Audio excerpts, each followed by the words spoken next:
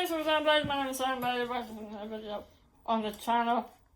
Today is Monday, and it's the day after West Ham 3, Chelsea 1. What a win for the Hammers it was. Didn't deserve it, but we got it. 3 points. Yeah, so let's start from the start again and then we'll talk a bit about transfers. So, West Ham started well, as we usually do in these big games. And the first corner that West Ham got when they signed James Ward-Prowse in the team didn't work out, but the second one did that. Yeah, first corner, and then I think it was probably only about 5 minutes later, the second corner. Another great delivery in from the set piece specialist, and Paqueta banged it in with his noggin. And we later got sent off. 1-0 up in 7 minutes. Something like that, yeah. Yeah. So great start for the Hammers, and then they sat back, as they do. We're going to score so many goals from set pieces this year. Yeah, I think we're going to be a bit like the 2020 West Ham during COVID. The Sam would always say every time we got a corner, it's a penalty. It's like a penalty. It's just about a guaranteed goal if we get a corner. Yeah. But anyway, so it was good to see that part of it working. But Chelsea were all over us after that. And we did it at Bournemouth last week when we scored. We could have easily gone on for a second and won the game, but we sat back. And it was a matter of time before Chelsea scored. And they did. We had no out ball.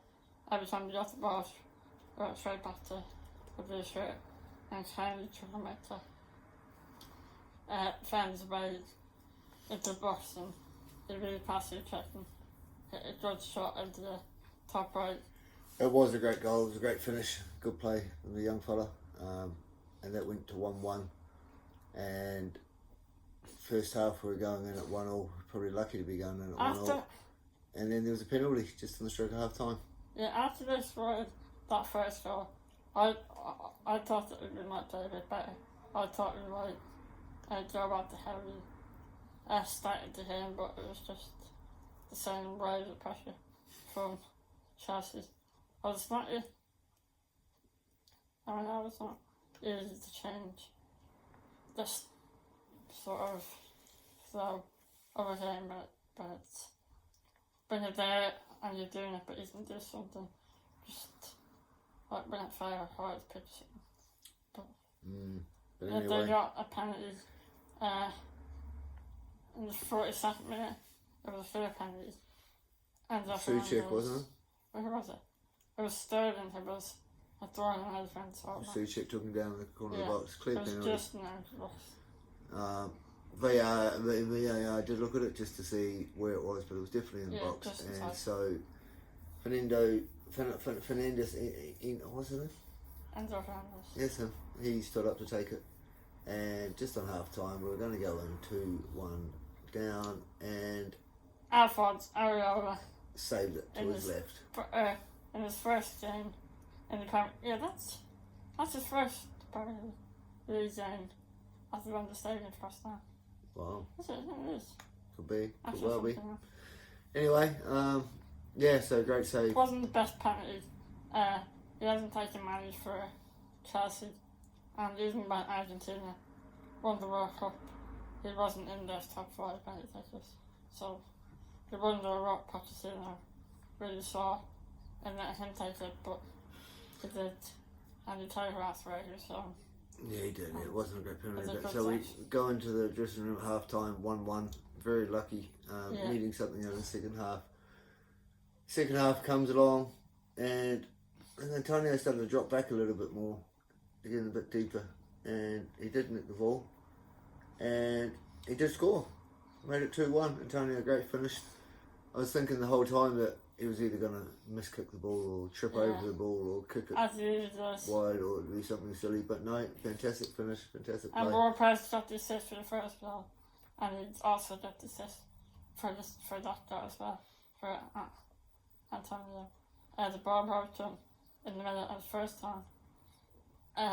On his left foot, he split the ball over the top of the defence, and Antonio held off the sausage, held off Cobra, and it was a brilliant finish. Yeah. But then I thought we'd sit back. And we did defend, but we defended well. And we defended a bit higher up the pitch. Antonio, Paqueta, and Bowen were closer to their defenders. So it was better for us. It was a small bit better. We were gutsing it out, trying to stay in it. You know, one goal was always dangerous. And then Aguirre sent off. Stupid tackle, very late. Definite yellow. So it was the second yellow, unfortunately, so he was gone. In the second half. I think what, about 20 minutes left? 2-1, down to 10 men. And Chelsea, we're just going to throw the kitchen sink at this game now to get the next goal or two. And they showed nothing. They really were poor. Not even a teaspoon. No kitchen sink was thrown. There was nothing. Very poor from Chelsea. Sterling played exceptionally well, but he was really the only standout player for me for the Chelsea team. Yeah, and also going back to the fair for Red, him and Zuma all match were trying to step out of defence a bit more to try to, because Jackson was dropping deeper and to the Jackson is the name of our dog, so it's quite funny when we see Jackson. His outside for the whole match. Bad dog. So that was it, and but after we did defend really gutsy really defence, gutsy, just trying to hang in there, knowing they're down to 10 men, knowing that it's Chelsea and they can change a game. But with Chelsea not really showing much, West Ham did hang on, and then going into stoppage time, got themselves a penalty. Yeah, we're keeping the ball in the corner. But Suchet, Paqueta, everyone, all the players, even Antonio, were putting their bodies on the line in that last 20 minutes, as they had to, otherwise we wouldn't have won that game. So it really was a brilliant last 5 minutes. It was heroic. And then we did get that break at the end. With new signing Moises Caicedo, his first involvement in Chelsea after his record-breaking transfer fee fouls. Was it Bowen? Or Paqueta? Was it? Or it was Alisson? I don't know who he fouled, but I know Paqueta stood up to take the kick. Yeah, and the passion in that celebration. And all the people who said he's not going to play properly, he's on the Man City. That still might happen. But maybe not with the betting stuff now. So I wasn't about that to answer. About City transfer? Or the betting stuff. Betting, I don't know. It's from what I read, it was something to do with his family, or friends or family in Brazil. Opened up Betway accounts. Betway, obviously. That's our sponsor. That's our major sponsor. Anyway, they and the bet, I think, was a double. It was for Paqueta to score to concede a yellow, and for some other player somewhere in Europe to concede a yellow on the same day. It was 12th of March. Was it? Okay, another team, another game. And he did. So one thing, Paqueta did get the yellow, and this other player got a yellow as well. So it was a winning bet. Betway looked at it. They transferred a lot of money, maximum amount of money, apparently, into these accounts. But to prove it, it wasn't Paqueta. It wasn't Paqueta himself. One thing. The other thing is, it's not just what he does. I mean, there's one thing, him fixing what he can do, but he's got absolutely no control of what this other fella in this other game was going to do, unless he was involved as well. And it sounds like it's probably, unless they get some sort of trail on it, that there's more. So far, all we see is just a once-off possibility.